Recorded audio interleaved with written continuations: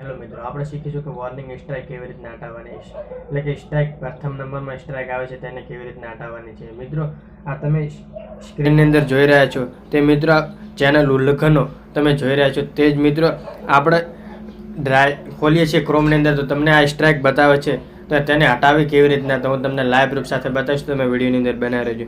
તો આ મિત્રો જો મારે 25 જાન્યુઆરીના રોજ તે સ્ટ્રાઇક પૂરી થવાની હતી મિત્રો. તો આપણે લાઈવ પ્રૂફ સાથે જોઈએ કે સ્ટ્રાઇક મિત્રો હટી છે કે નથી હટી. તો હું તમને લાઈવ પ્રૂફ સાથે બતાવીશ. તમે વિડીયોની અંદર બનાવી રહેજો. ટેકનિકલ ગૂગલ સપોર્ટ ચેનલને સબસ્ક્રાઈબર ના કર્યું તો જલ્દીથી સબસ્ક્રાઈબર કરી લેજો.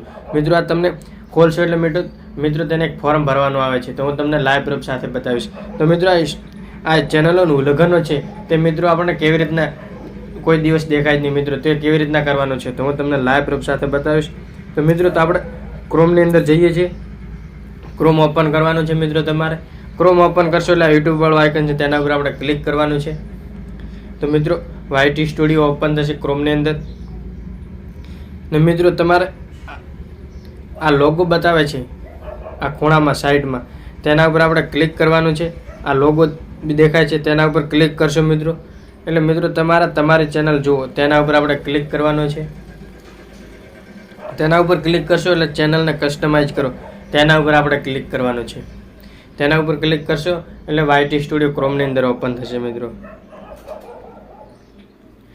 તો મિત્રો YT સ્ટુડિયો ક્રોમની અંદર ઓપન થાય છે મિત્રો.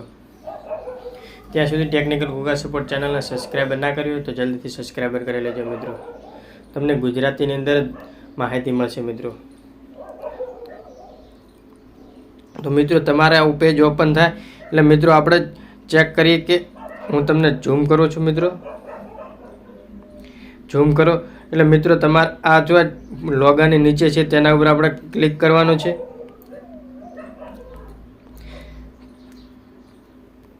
તેના ઉપર ક્લિક કરશો એટલે મિત્રો જુઓ સ્ટ્રાઇક છે મિત્રો પણ હટી ગઈ છે મિત્રો.